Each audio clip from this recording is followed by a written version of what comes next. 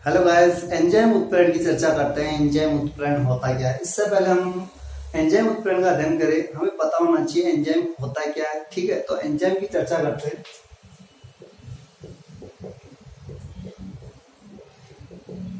जो एंजाइम है उस शब्द की उत्पत्ति कहाँ से हुई है, सबसे पहले हम इसका अध्ययन करते हैं। तो इस शब्द की उत्पत्ति हुई है ग्रीक शब्द से हुई है। ये ग्रीक शब्द है। ग्रीक एंजाइम क्या है? एक ग्रीक शब्द है।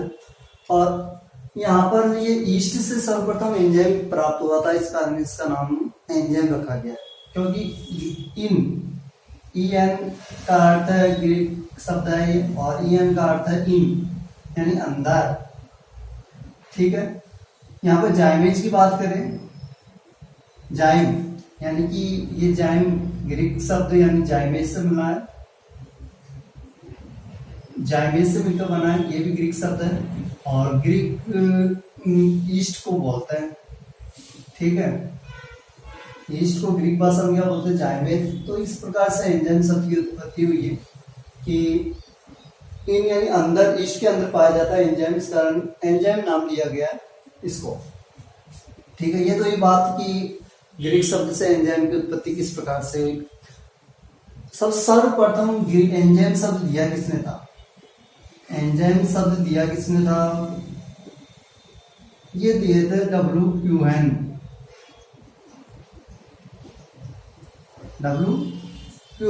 द्वारा दिया गया एंजाइम शब्द है। ठीक है, अब बात आती है कि एंजाइम बने किसके होते हैं।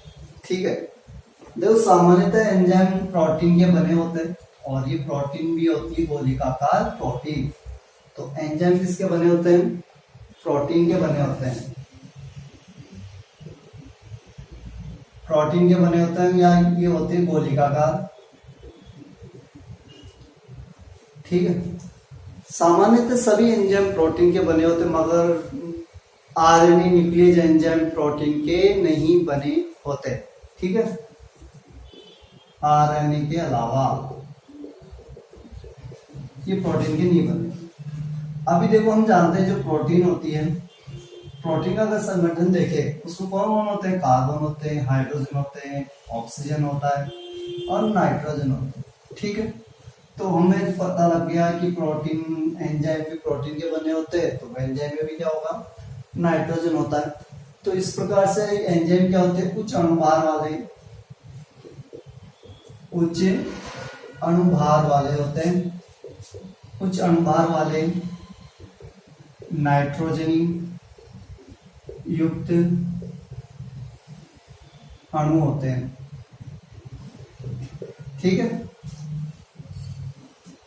इनका व्यास देखें, एंजाइम का व्यास ये होता है 10 से 100 नैनोमीटर के बीच में। ठीक है, अगर इनका मोलर द्रव्यमान देखें, एंजाइम का मोलर द्रव्यमान, तो इसका होता है मोलर द्रव्यमान 10 की पावर 4 होती है। ठीक है, इसके बाद हम अगर चर्चा करें कि एंजाइम पाए कहाँ जाते हैं और ये करते क्या है, तो एंजाइम हमें मिलते हैं सिर्फ जीवित कोशिकाओं में। ठीक है, पेड़ पौधों में, जीव जंतुओं में या कवक यानी ईस्ट में हमें एंजाइम मिलते हैं मुख्यतः। तो एंजाइम कहाँ कहाँ होते हैं, कहाँ मिलते हैं? पेड़ पौधे हो गया, जीव जंतु हो गए और ईस्ट यानी कवकों में एंजाइम में मिलते हैं। ठीक है, सजीवों में पाए जाते हैं। ठीक है, जीव जंतुओं की बात करें तो जीव जंतुओं में एंजाइम कुछ विशिष्ट ग्रंथियों द्वारा स्रावित किए जाते हैं, यानी कि बाह्य स्रावी ग्रंथियों द्वारा स्रावित होते हैं। कौन? एंजाइम।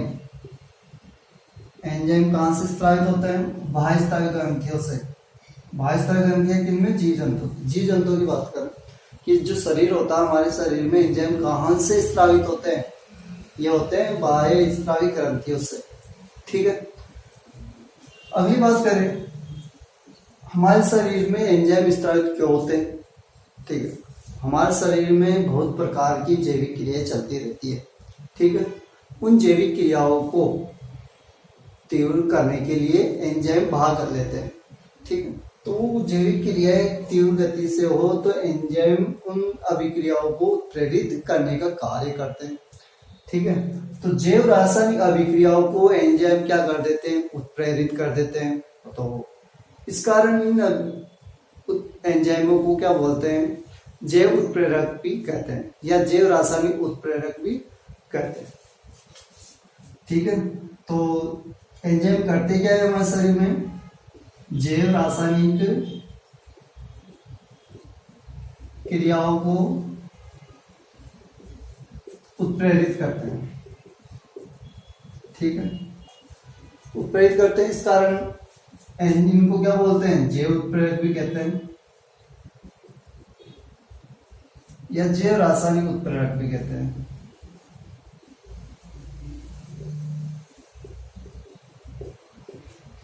ठीक है, और ये प्रक्रम क्या कहलाएगा? जैव रासायनिक उत्प्रेरण।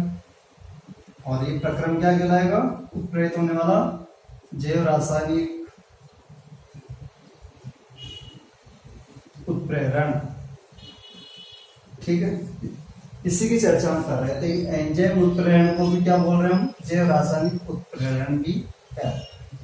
ठीक है, तो एंजाइम जो है हम सिर्फ सजीव में पाए जाते हैं, जीव जंतुओं के शरीर या पेड़ पौधे या यीस्ट में पाए जाते हैं, जो क्या कर देते हैं? वहां होने वाली शरीर में होने वाली विभिन्न जैविक क्रियाओं को उत्प्रेरित कर देते हैं।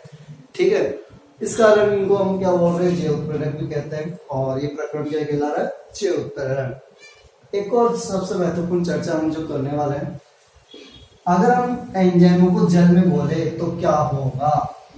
एंजाइम को जल में घोल दे तो क्या होगा? तो ये एंजाइम जलीय विलयन में कोलाइडी अवस्था में आ जाते हैं। ठीक है, यानी कोलाइडी विलयन बना लेते हैं, जल में घोलते हैं। ठीक है, इस कारण इन्हें बोलते हैं सूक्ष्म विषमांगी उत्प्रेरक भी। क्या कह रहे हैं वो? सूक्ष्म विषमांगी उत्प्रेरक। किसको बोलते हैं? एंजाइमों को। एंजाइमों को सूक्ष्म विषमांगी उत्प्रेरक क्यों कहते हैं? क्योंकि ये जल में क्या बना लेते हैं? जल के साथ कोलाइडी विलयन बना लेते हैं। ठीक है, इसके कारण इसको क्या बोल रहे हैं हम? सूक्ष्म विषमांगी उत्प्रेरक। अभी हमने देखा कि एंजाइम के दो नाम आ चुके। एक तो आया जैव उत्प्रेरक या जैव रासायनिक उत्प्रेरक। दूसरा हमारे पास आ चुका सूक्ष्म विषमांगी उत्प्रेरक। इन एंजाइम को जैव उत्प्रेरक भी कहते हैं क्योंकि ये जैविक क्रियाओं को क्या करते हैं? प्रेरित करते हैं। एंजाइम को सूक्ष्म विषमांगी उत्प्रेरक भी कहते हैं। क्यों कहते हैं? क्योंकि ये क्या करते हैं? जल के साथ कोलाइडी विलयन बना लेते हैं। ठीक है, और देखो, जब जीव जंतु के शरीर से एंजाइमों को अलग करते हैं तो ये किस रूप में प्राप्त होते हैं? जीव जंतुओं के शरीर से जब एंजाइमों को अलग करते हैं तो किस रूप में प्राप्त होते हैं? ये कृषि अवस्था में हमें प्राप्त होते हैं। ठीक है, तो जीव जंतुओं से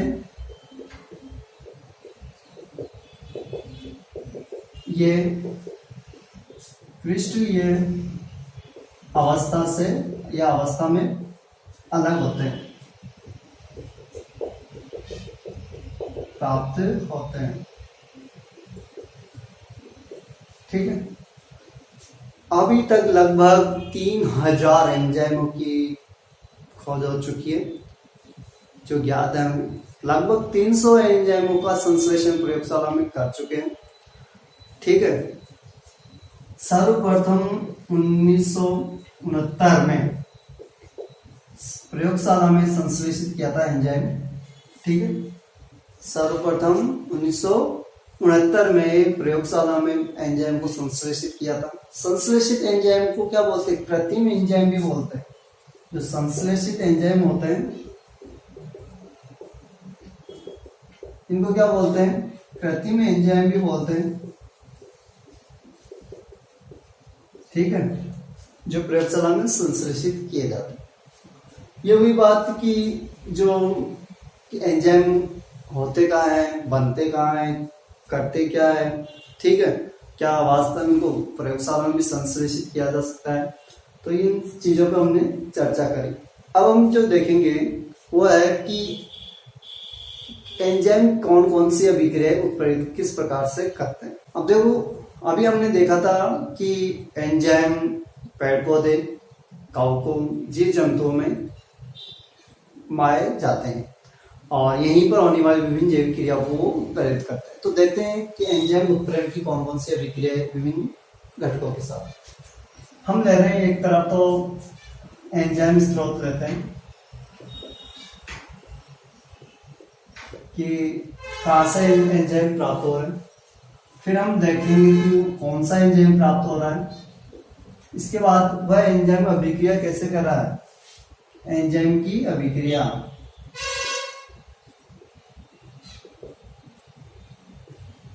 ठीक है, तो देखो सबसे पहले हम स्रोत ले रहे हैं ईस्ट या खमीर। ठीक है, एक प्रकार का एक कोशिकीय कवक है। तो जो ईस्ट है उसमें पाया जाता है इन्वर्टेज एंजाइम, और ये एंजाइम क्या करता है कि जो सुक्रोज है उसका जलापठन कर देता है ग्लूकोज और फ्रक्टोज में। जो ईस्ट है, ईस्ट में पाया जाता है इन्वर्टेज एंजाइम, वो क्या करता है, जो सुक्रोज होता है उसका जलापठन कर देता है ग्लूकोज और फ्रक्टोज में। जैसे हमें अभिक्रिया देखें, C12 इसका हम क्या करा रहे हैं, जलापठन। किस एंजाइम की उपस्थिति में, इन्वर्टेज एंजाइम की उपस्थिति में। तब हमारे पास यहाँ पर C6H12O6 पर C6H12O6, यहाँ पर प्राप्त हो गया ग्लूकोज, ये हो गया फ्रक्टोज। ठीक है, ये था सुक्रोज। सुक्रोज का जलापठन इन्वर्टेज एंजाइम की उपस्थिति में आसानी से हो जाता है। अगला बात करें हम, ईस्ट में और भी एंजाइम पाए जाते हैं, जैसे जाइमेज है। ठीक है, हम बात करते हैं जाइमेज एंजाइम, ईस्ट में ही प्राप्त होता है। और जाइमेज एंजाइम क्या करता है कि ग्लूकोज को क्या कर देता है, ऑक्सीकृत कर देता है, यानी कि ये किस में बदल देता है, ग्लूकोज को एथेनॉल में और कार्बन डाइऑक्साइड में।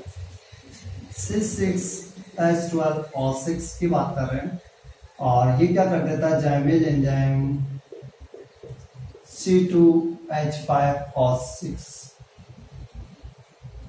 C2H5OH और CO2 में बदल देता है, एथेनॉल में और CO2 में। ठीक है, ये तो हो गया एथेनॉल और वो कार्बन डाइऑक्साइड, ये हमने पास था ग्लूकोज। तो जाइमेज एंजाइम ग्लूकोज किसमें बदल देगा, एथेनॉल और कार्बन डाइऑक्साइड। इसके बाद हम चर्चा करें माल्ट की। जो माल्ट है अंकुरित पदार्थों से प्राप्त होता है, अंकुरित अनाजों की से। तो जो माल्ट होता है उसमें प्राप्त होता है हमारे पास डायस्टेज एंजाइम। क्या प्राप्त हो रहा है, डायस्टेज एंजाइम। डायस्टेज एंजाइम क्या करता है कि स्टार्च को बदल देता है माल्टोज में। जो स्टार्च होता है वो होता है पॉलीसेकेराइड, ठीक है, और माल्टोज होता है डाइसेकेराइड। तो ये सरल शर्करा में बदल रहा है, यानी कि स्टार्च होता है जटिल शर्करा है और माल्टोज है सरल शर्करा। तो ये इस क्या कर रहा है, डायस्टेज एंजाइम स्टार्च को बदल दिया माल्टोज में। जैसे हम बात करें H10O5 N, और हम ले रहे हैं N मोल जल की। किसकी उपस्थिति में अभी क्या कराते हैं, डायस्टेज। देखो डायस्टेज में क्या करता है, यहाँ पर N मोल बनता है माल्टोज का, C12H22O11, ये हो गया माल्टोज। ठीक है, ये डाइसेकेराइड है। ये हो गया हमारे पास स्टार्च।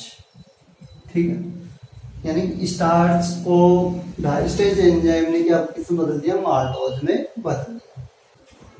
अगले स्रोत की बात करते हैं, वो है हमारे पास ईस्ट है, और ईस्ट में ही पाया जाता है माल्टेज एंजाइम, जो क्या करता है माल्टोज को ग्लूकोज में बदलता है। ठीक है, जो हम अगला ले रहे हैं वो ले रहे हैं माल्टोज,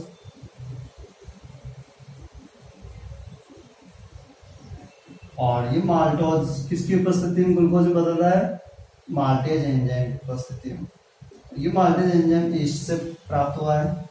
ठीक है, तो यहाँ पर क्या 2 मोल क्या मिल जाएंगे ग्लूकोज के।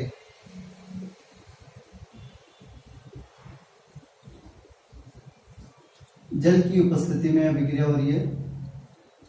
ठीक है, हमने देखा कि ईस्ट में कौन कौन से एंजाइम है। देखो ईस्ट में इन्वर्टेज एंजाइम जो क्या कर रहा है सुक्रोज को ग्लूकोज में बदल रहा है। ईस्ट में ये जाइमेज एंजाइम वो ग्लूकोज को किस में बदल रहा है, एथेनॉल में बदल रहा है। ईस्ट में माल्टेज एंजाइम जो माल्टोज को किस में बदल रहा है, ग्लूकोज में बदल रहा है। ठीक है, ये हमारे पास हुई ईस्ट के बाद। इसके अलावा और भी कई स्रोत है जो चर्चा करते हैं। अगला देखिए हम पादपों में, यानी सोयाबीन। जो सोयाबीन होता है उनमें उसमें पाया जाता है यूरिएज एंजाइम। ये क्या करता है, यूरिया का जल अपघटन कर देता है, यानी कि हम लेते हैं यूरिया। ठीक है, इसका जल अपघटन कराते हैं, किसकी उपस्थिति में कराना है, यूरिएज। यूरिएज एंजाइम की उपस्थिति में यूरिया का क्या करा रहे हैं, जल अपघटन कराते हैं। तो हमारे पास प्राप्त होती है अमोनिया और CO2। ठीक, ये देखा हमने सोयाबीन में कि यूरिएज एंजाइम होता है जो यूरिया को किसमें बदल दिया, अमोनिया में बदल देता है। इसके अलावा हम देखें कि जंतुओं में या हमारे शरीर में कौन कौन से एंजाइम होते हैं जो प्रभावी है। इसके लिए हम देखते हैं सबसे पहले मुख में होती है लार। ठीक है, और लार क्या करती है, लार में कौन सा एंजाइम होता है, टाइलिन और एमाइलेज। टाइलिन और एमाइलेज किसका पाचन करता है, आपने पढ़ा होगा कि ये स्टार्च का पाचन करता है। ठीक है, तो जंतुओं की बात कर रहे हैं हम। छठा स्रोत ले रहे हैं लार, और लार में होता है टाइलिन या एमाइलेज एंजाइम। ठीक है, और टाइलिन और एमाइलेज क्या करता है, कौन सी अभिक्रिया करता है, ये करता है स्टार्च का पाचन, यानी स्टार्च को डाइसेकेराइड में बदलता है। जैसे अभी हमने देखा था यहाँ पर कि स्टार्च था माल्टोज में बदल गया। कौन बदल रहा था, डायस्टेज एंजाइम। ईस्ट का डायस्टेज एंजाइम स्टार्च को माल्टोज में बदल रहा था, मगर जंतुओं में स्टार्च को माल्टोज में कौन बदलेगा, एमाइलेज एंजाइम या टाइलिन एंजाइम। तो ये क्या क्रिया करता है, स्टार्च को किसमें बदल देता है, डाइसेकेराइड में। ठीक है, इसके बाद और देखिए जंतुओं में ही देखते हैं जो आमाशय होता है। आमाशय से स्रावित होता है पेप्सिन।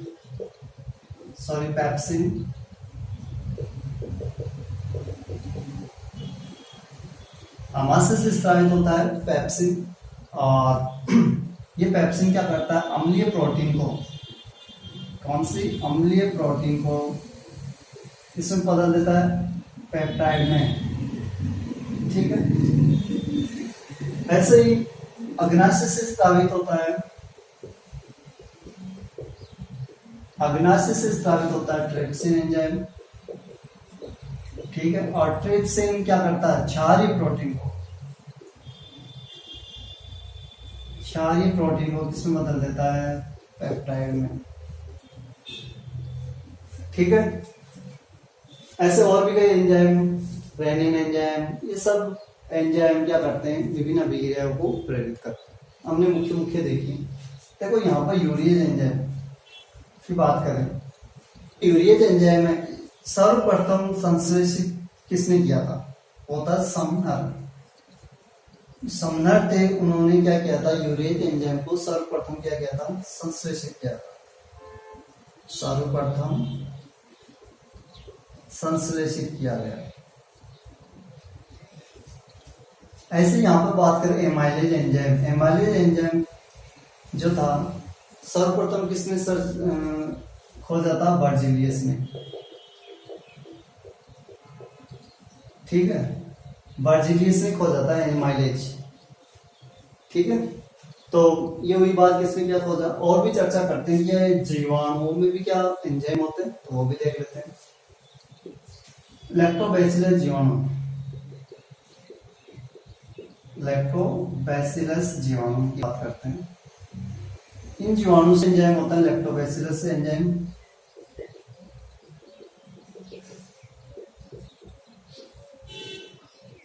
और ये एंजाइम क्या करते हैं? दूध को किसमें बदल देते हैं?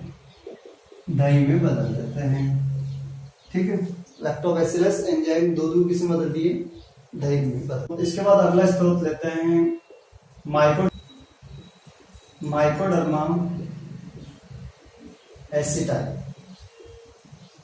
इससे निकलता है एंजाइम माइकोडर्मा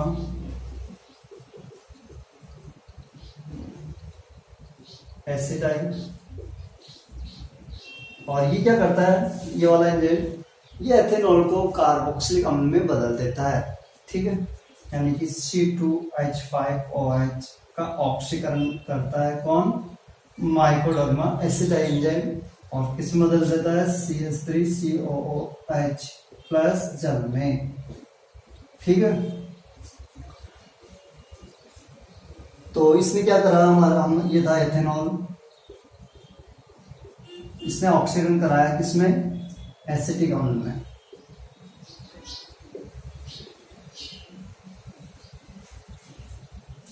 ठीक है, ये हुई बात कुछ महत्वपूर्ण स्रोतों की या एंजाइमों की जो कौन कौन से अभिक्रिया को उत्प्रेरित करते हैं। ठीक है, इसके बाद हम अगले टॉपिक पे चलते हैं, एंजाइम के गुणों की चर्चा करते हैं। ठीक है, ये एंजाइम कौन कौन से विशिष्ट गुण दर्शाते हैं। तो सबसे पहले हम गुण की बात करें कि एंजाइम सर्वाधिक क्या दर्शाते हैं? प्रभावी होते हैं, सर्वाधिक दक्षता दर्शाते हैं, सर्वोत्तम दक्ष होते हैं। क्यों? क्योंकि यह अभिक्रिया को बहुत तीव्रता से बढ़ा देते हैं। तो सबसे पहला गुण है सर्वाधिक प्रभावी होते हैं, सर्वाधिक प्रभावी होते हैं या सर्वोत्तम दक्षता दर्शाते हैं। यानी ये अभिक्रिया को 10 लाख गुना तेज कर देते हैं, 10 की पावर 6 गुना तेज कर देते हैं। यानी अभिक्रिया बहुत तेज होने लगे। अगले गुण की बात करें, जो एंजाइम होते हैं वो सूक्ष्म मात्रा में ही अभिक्रिया को कई गुना बढ़ा देते हैं। यानी कि हमें चाहिए उत्प्रेरित करने के लिए बहुत कम मात्रा एंजाइम की, तो सूक्ष्म मात्रा क्या कर देती है? एंजाइम को अभिक्रिया को उत्प्रेरित कर देती है। सूक्ष्म मात्रा एंजाइम की अभिक्रिया को उत्प्रेरित कर देती है। जैसे हम बात करें 1 मोल का 1/10 की पावर 6 वाला भाग, ये क्या कर देता है? अभिक्रिया को 10 की पावर 6 गुना तेज कर देता है। ठीक है, तो बहुत कम मात्रा ही अभिक्रिया को बढ़ा देते हैं। अगले गुण की बात करें हम विशिष्टता, कि एंजाइम विशिष्ट होते हैं, विशिष्ट प्रकृति के होते हैं। मतलब कि एंजाइम क्या होते हैं?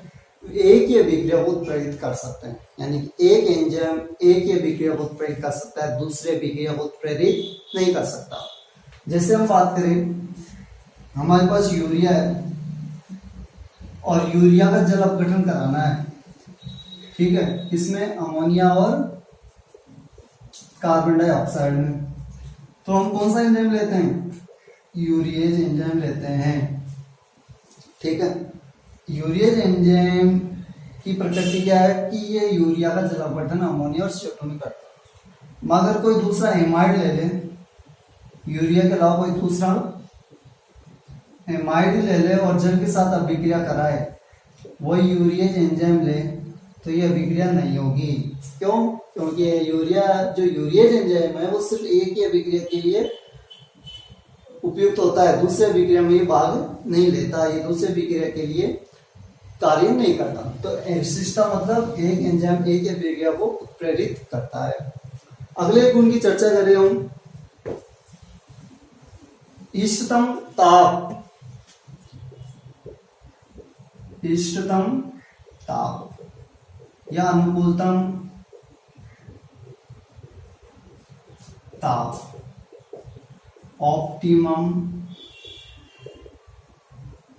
टेम्परेचर। देखो इष्टतम ताप क्या, वह अनुकूलतम ताप जिस पर एंजाइम क्या हो सर्वाधिक क्रियाशील, तो वो क्या कहलाता है, इष्टतम ताप कहलाता है। ठीक है।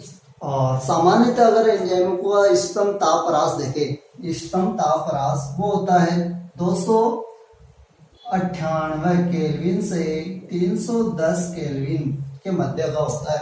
इष्टतम तापरास कितना होता है, 298 केल्विन से 310 केल्विन। या हम बात करें, यह होता है 25 डिग्री सेल्सियस से 37 डिग्री सेल्सियस तक का। ठीक है।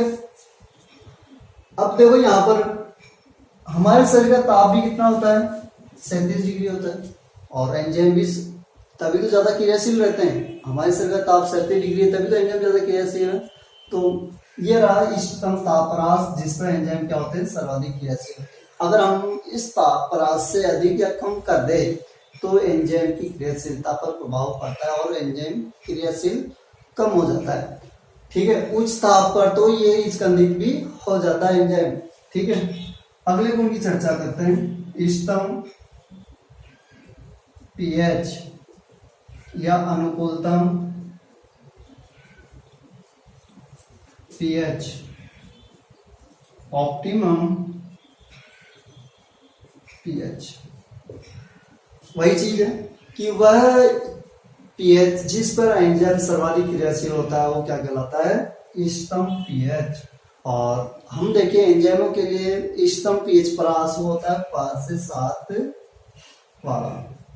ठीक है। हमारे शरीर का अगर पीएच देखे तो होता है 7.4, और हमने देखा कि एंजाइमों का जो क्रियाशीलता का पीएच है वो 7 के लगभग है, तो हमारे शरीर में एंजाइम क्रियाशील रहते हैं इसलिए। अगले गुण की चर्चा करें कि एंजाइम क्या होते हैं, कोलाइडी प्रकृति के होते हैं। ठीक है। और जब हम इसमें क्या मिला दे, विद्युत अपघट्य मिला दे तो क्या होगा, अभी हमने पढ़ा था कि गुणों में कि एंजाइम क्या होते हैं, कोलाइडी प्रकृति के होते हैं, यानी कि जल में घोलकर क्या बना लेते हैं, कोलाइडी विलयन बना लेते हैं। तो अगर हम इस कोलाइडी विलयन में, एंजाइम के कोलाइडी विलयन में विद्युत अपघट्य मिला दे तो क्या होगा। तो विद्युत अपघट्य मिलाने से क्या होता है कि जो एंजाइम होते हैं वो स्कंदित हो जाते हैं और उनको आसानी से नष्ट किया जा सकता है। तो अगला जो गुण है कि एंजाइम कोलाइडी प्रकृति के होते हैं।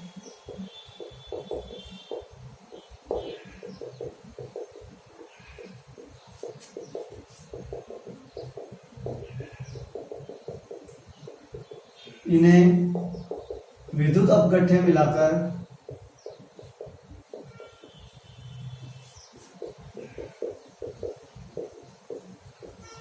स्कंदित किया जाता है, किया जा सकता है।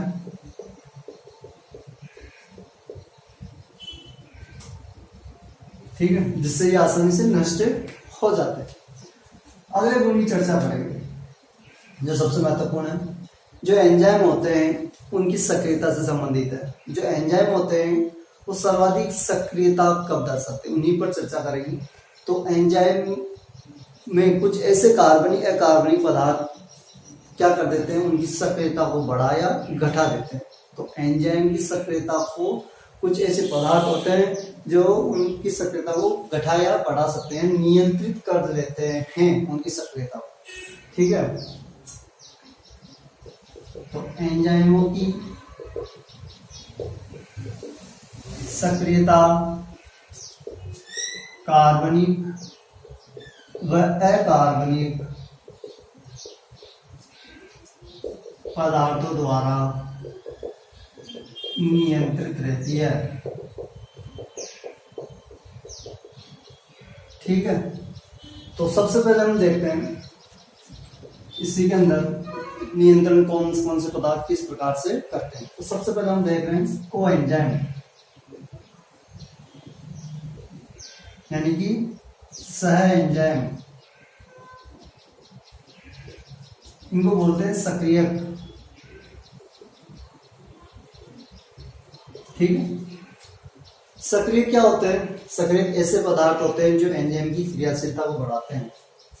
ये क्या करते हैं? एंजाइम की क्रियाशीलता को बढ़ाते हैं।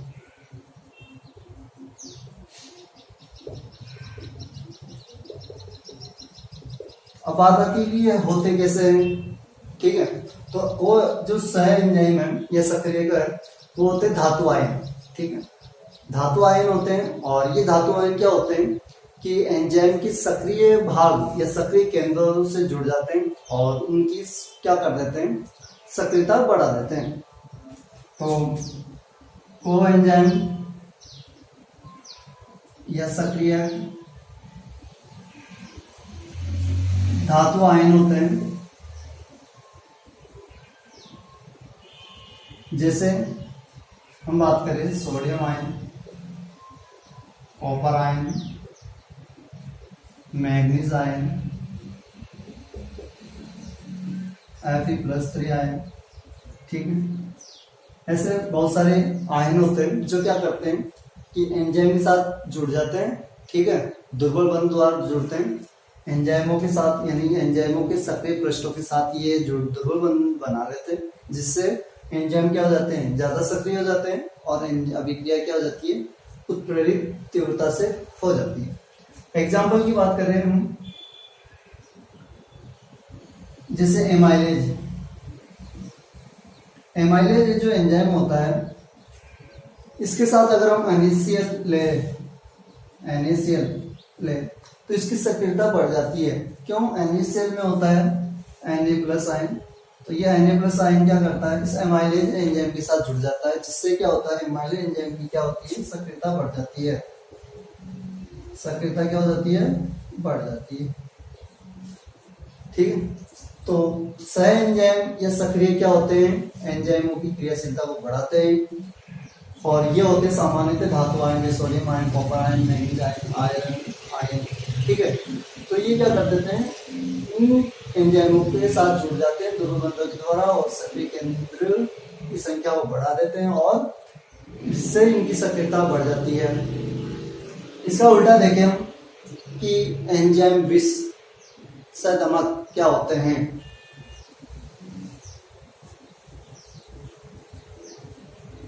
एंजाइम विष बिल्कुल इनका विपरीत प्रभाव दर्शाते हैं। तो दूसरा भाग इसी में देखते हैं, एंजाइम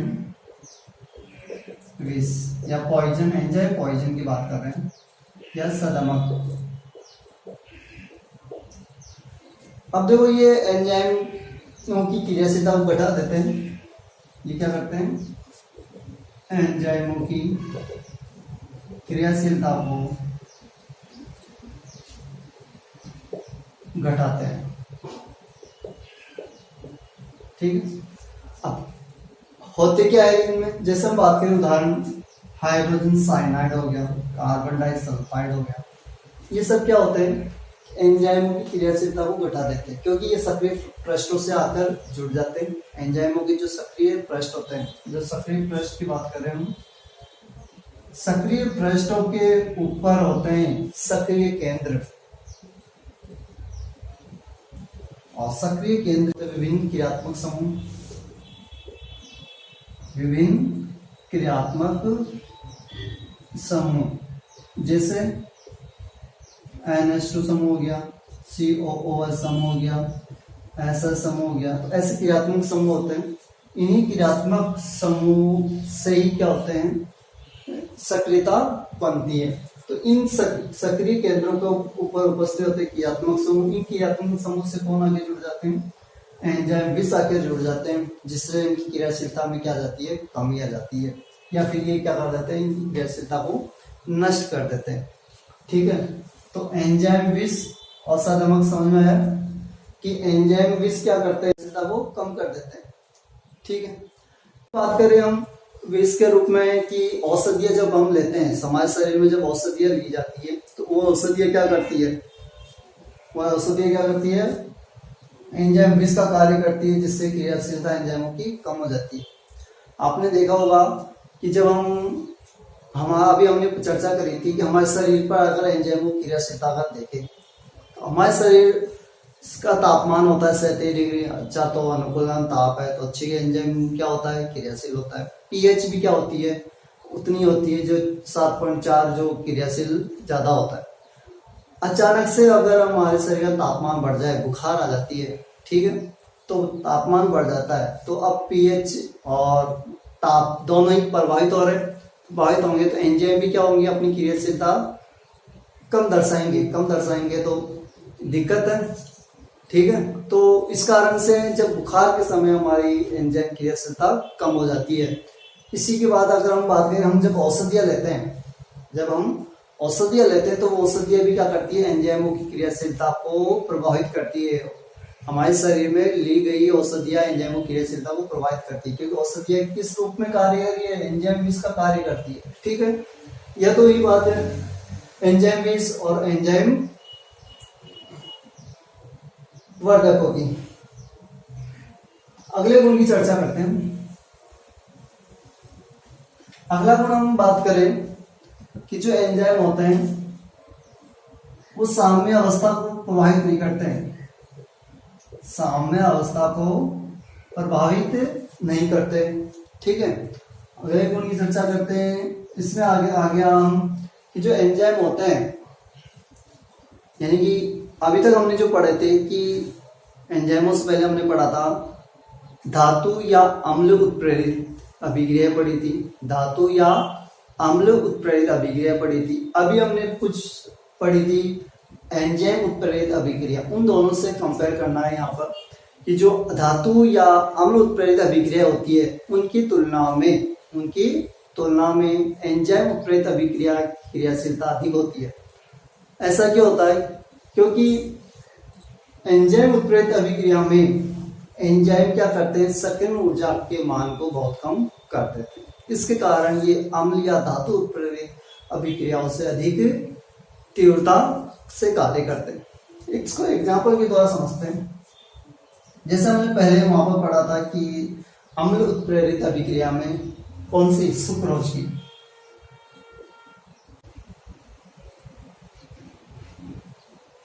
सुक्रोज की बात करते हैं, सुक्रोज का जल अपघटन कराते हैं, ठीक है। तो इसके लिए हम ले लेते हैं एस्ट्रोसोफोर, और ये अम्ल उत्प्रेरित अभिक्रिया हो गई। अम्ल उत्प्रेरित अभिक्रिया जब जल अपघटन करा रही है यहाँ पर सुक्रोज का, तो हमारे पास प्राप्त होता है ग्लूकोज और फ्रक्टोज, ठीक है। ऐसे हमने अभी एंजाइम उत्प्रेरित अभिक्रिया देखा सुक्रोज का हमने क्या देखा था, एंजाइम उत्प्रेरित अभिक्रिया, ठीक है। इसमें हमने एंजाइम कौन सा लिया था, इन्वर्टेज एंजाइम लिया था, और इन्वर्टेज एंजाइम में क्या करा था, इसको वही ग्लूकोज और फ्रक्टोज में बदल दिया था, ठीक है। हम देखें कि सुक्रोज का जल अपघटन एक तो कराया अम्ल की उपस्थिति में और एक कराया इन्वर्टेज एंजाइम की उपस्थिति। ये तो होगी हमारे पास कौन सी अभिक्रिया, अम्ल उत्प्रेरित, और ये हो गई हमारे पास एंजाइम उत्प्रेरित। अब हम इन दोनों में से कौन सी अभिक्रिया ज्यादा तीव्रता से होगी, हमें ये पता करना है कि अम्ल उत्प्रेरित अभिक्रिया अधिक तीव्रता से होगी या एंजाइम उत्प्रेरित अभिक्रिया तीव्रता से। इसके लिए हमें देखते हैं सक्रिय ऊर्जा के मान पर। देखो यहाँ पर सक्रिय ऊर्जा का मान होता है, ये सक्रिय ऊर्जा का मान वो होता है 6.22 किलो जूल प्रति मोल, ठीक है। और इस समय यहाँ पर होता है, इस अभिक्रिया में सक्रिय ऊर्जा का मान होता है 2.15 किलो जूल प्रति मोल, ठीक है। अब देखो यहाँ पर सक्रिय ऊर्जा का मान क्या है, ज्यादा है, और यहाँ पर सक्रिय ऊर्जा का मान क्या है, कम है। जब सक्रिय ऊर्जा का मान कम होता है तो वह अभिक्रिया ज्यादा तीव्र होगी, तुलनात्मक ये कम तीव्र होगी, ये ज्यादा तीव्रता से। तो हमने देखा कि जो अम्ल उत्प्रेरित अभिक्रिया है और एंजाइम उत्प्रेरित अभिक्रिया है, उन दोनों में से एंजाइम उत्प्रेरित अभिक्रिया तीव्रता से होती है। क्यों होती है? क्योंकि यहाँ पर सेकंड ऊर्जा का मान बहुत कम होता है। ठीक है, तो हमने ये उदाहरण द्वारा स्पष्ट कर लिया सुक्रोज से कि सुक्रोज का जलीय अपघटन अम्ल की उपस्थिति में मंद गति से होता है और सुक्रोज का जलीय अपघटन इन्वर्टाइज एंजाइम की उपस्थिति में तीव्र गति से होता है। ठीक है, तो इससे स्पष्ट हो गया। अगले गुण की बात करते हैं। ठीक है, एंजाइम विकृतिता। एंजाइम विकृतीकरण। एंजाइम विकृतीकरण क्या होता है? देखो, एंजाइम को जब उच्च ताप दे दे या उसकी पीएच बदल दे, यानी अम्ल मिला दे या क्षार मिला दे या यूवी किरणें डाल दे, पराबैंगनी किरणें डाल दे, तो ये क्या होते हैं? एंजाइम स्कंदित हो जाते हैं और अपने स्कंदित हो जाती है, यानी अपनी संरचना को खो देते हैं, अपनी प्रकृति अपनी संरचना को खो देते हैं, जिससे इसको बोलते हैं एंजाइम की विकृतीकरण। एंजाइम का विकृतीकरण से मतलब कि एंजाइम अपने गुणों को अपनी संरचना को बदल दे या खो दे, उसको बोलते हैं एंजाइम की विकृतीकरण। अब ऐसा कब होता है? अभी हमने बताया कि ऐसा होता है उच्च ताप पर या पीएच बदल दे, यानी अम्ल मिला दे या क्षार मिला दे या पराबैंगनी किरणें उस पर डाल दे, तो क्या हो जाते हैं? स्कंदित हो जाते हैं और विकृत हो जाते हैं। ठीक है, एंजाइमों के गुणों की चर्चा के बाद अब हम पढ़ते हैं एंजाइमों की क्रियाविधि। क्या? एंजाइमों के उत्प्रेरण की क्रियाविधि। ठीक है, जो एंजाइम होते हैं वो किस प्रकार से किसी अभिक्रिया को उत्प्रेरित करते हैं वो देखते हैं। तो इसको हम ताला चाबी विधि से भी पढ़ेंगे। एंजाइम उत्प्रेरण की क्रियाविधि को हम ताला चाबी क्रियाविधि के साथ भी पढ़ेंगे। अब बात आती है सिद्धांत किसने दिया या क्रियाविधि किसने समझाई, कि ताला चाबी सिद्धांत या ताला चाबी क्रियाविधि किसने दी। तो देखो, इस क्रियाविधि को समझाने के लिए सबसे पहले 1902 में आए थे हेनरी, फिर 1913 में आए थे माइकेलिस व मेंटेन। ठीक है, इस एंजाइम उत्प्रेरण की क्रियाविधि को समझाने के लिए 1902 में आए हेनरी, उन्होंने कुछ क्रियाविधि समझाई। बाद में उन्हीं से प्रेरित होकर माइकेलिस व मेंटेन 1913 में इसको और अच्छी तरीके से समझाया। अब देखो, इन्होंने क्या बताते हैं, तो कोई एंजाइम होता है, ठीक है, कोई एंजाइम होता है, वो क्या करता है? किसी क्रियाधार के साथ अभिक्रिया करता है। ठीक है, ये हो गया एंजाइम की क्रियाधार, सब्सटेंस के साथ अभिक्रिया करता है और ये तीव्र गति से अभिक्रिया होती है और क्या बनता है? एंजाइम क्रियाधार संकुल। क्या बन गया? एंजाइम क्रियाधार संकुल बन गया, एंजाइम सब्सटेंस कॉम्प्लेक्स। ठीक है, ये संकुल प्राप्त हो गया। अब देखो, ये हुआ प्रथम पद। ठीक है, अगले चरण में क्या होता है? जो एंजाइम क्रियाधार संकुल है वो मंद गति से अभिक्रिया होगी इसमें और किसमें बदल जाएगा? प्रोडक्ट, और एंजाइम अलग हो जाते हैं। ठीक है, और यहाँ पर उत्पाद बन गया और ये हमारे पास प्राप्त हो गया वापन है एंजाइम। ठीक है, देखो ये अभिक्रिया होती है दोनों दिशाओं में। ठीक है, ये हो गई एक ही दिशा, ये हो गया पद हमारा दूसरा पद। तो इन्होंने क्या बताया कि एंजाइम क्रियाविधि दो चरणों में संपन्न होती है। पहले चरण में एंजाइम और क्रियाधार सब्सटेंस क्रिया करते हैं और एंजाइम क्रियाधार संकुल बनाते हैं। एंजाइम क्रियाधार संकुल मंद गति से किसमें बदल जाता है? उत्पाद और एंजाइम में। ठीक, इसको हम एक ताला चाबी सिद्धांत के अनुसार एक चित्र के माध्यम से और अच्छी तरह समझाते हैं।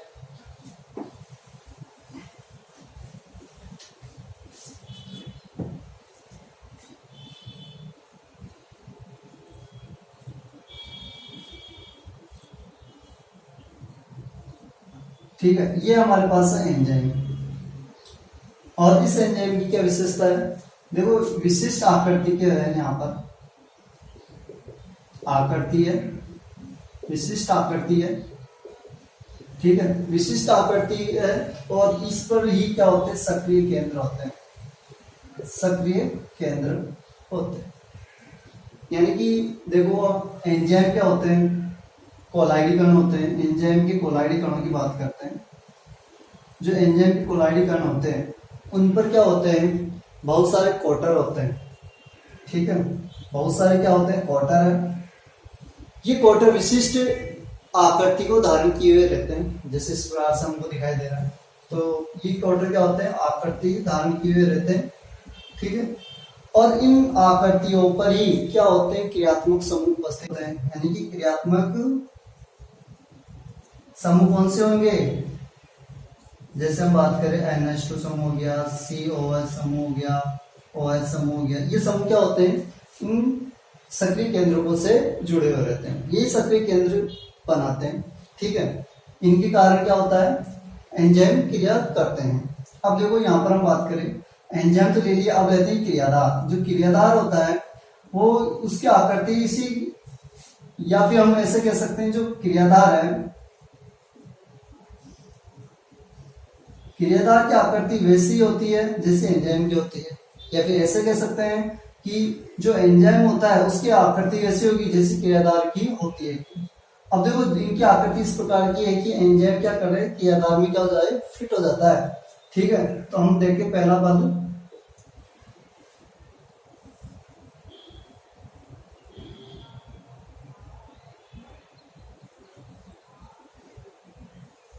देखो इस प्रकार से दोनों क्या हो गए, क्रिया कर लिए और क्या बना लिए, एंजाइम क्रियाधार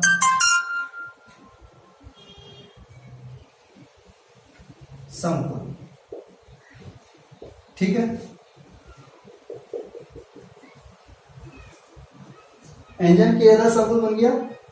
अब देखो यहां पर हम बात करें कि अब ये क्या होता है कि एंजाइम क्रियाधार संकुल अगले चरण स्टार्ट करता है और ये संकुल किस में बदल जाता है, उत्पाद में बदल जाता है और एंजाइम अलग हो जाते हैं। इस प्रकार से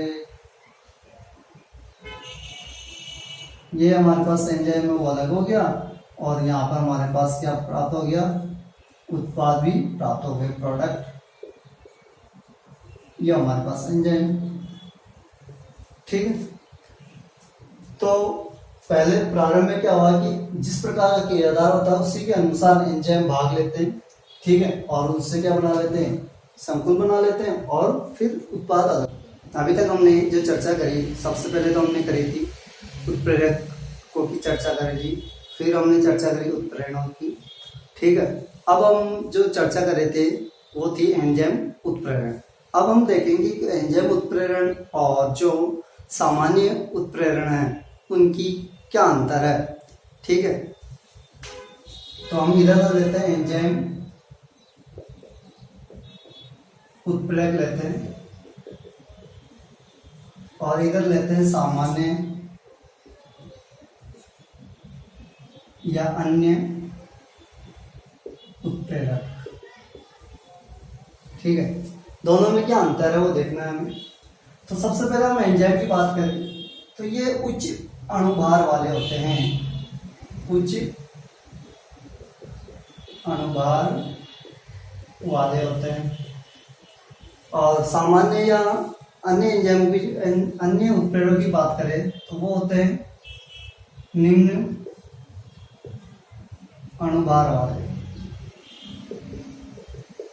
ठीक है। इनका अणुभार तुलनात्मक अधिक होता है। अगली बात करें, एंजाइम किसके बने होते हैं, प्रोटीन के, ये होते हैं प्रोटीन के। और सामान्यतः उत्प्रेरक किसके बने होते हैं, अकार्बनिक यौगिकों के बने होते हैं, ठीक है।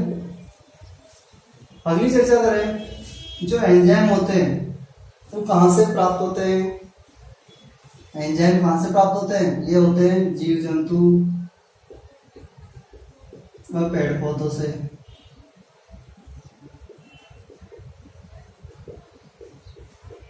सामान्यतः जीव जंतु पेड़ पौधों से। और ये कहां से प्राप्त होते हैं हमें? ये प्राप्त होते हैं निर्जीव पदार्थों से, ये प्राप्त होते हैं। ठीक है, अगला अंतर देखें कि जो एंजाइम होते हैं वो क्या होते हैं, यूवी किरणों द्वारा नष्ट हो जाते हैं। ठीक है, मगर जो अन्य उत्प्रेरक है वो नष्ट नहीं होते। और देखो अंदर एंजाइम क्या होते हैं, विकृतीकृत हो जाते हैं।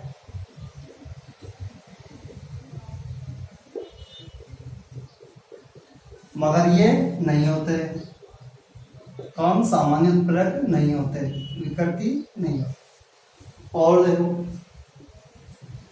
जो एंजाइम होते हैं उनमें सक्रियण ऊर्जा को कम करने की क्षमता क्या होती है, ज्यादा होती है। इनमें सक्रियण ऊर्जा को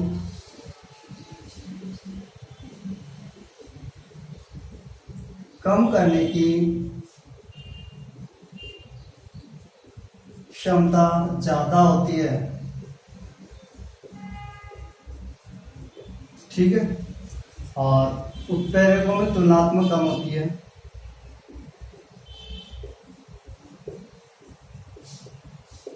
यानी कि एंजाइमों से कम होती है इनमें सक्रिय ऊर्जा को कम करने की क्षमता, इनमें सामान्य उत्प्रेरक की बात। उदाहरण की बात करें हम कुछ, तो शुक्र का जल अपघटन लेते हैं।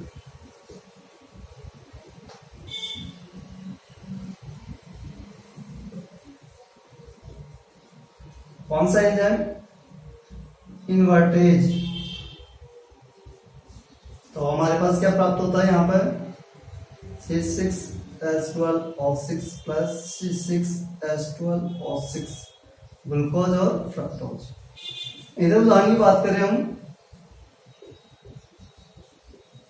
तो पोटेशियम क्लोराइड का अपघटन कराते हैं मैग्नीज डाइऑक्साइड की उपस्थिति। ठीक है, तो हमारे पास KCl और O2 प्राप्त हो जाती है। ठीक है, ये इनके उदाहरण हो गए। एक बिंदु की और चर्चा कर लेते हैं और वह है ताप पर। सामान्यतः एंजाइम वो होते हैं 25 से 37 डिग्री सेल्सियस ताप पर सक्रिय रहते हैं। ठीक है, मगर जो उत्प्रेरक होते हैं वो 70 डिग्री सेल्सियस से ऊपर सक्रिय रहते हैं। ठीक है, 37 डिग्री के बाद ये निष्क्रिय या सक्रियता कम हो जाती है, मगर ये सक्रियता कब दर्शाते हैं, 70 डिग्री के ऊपर ताप होने। ठीक है।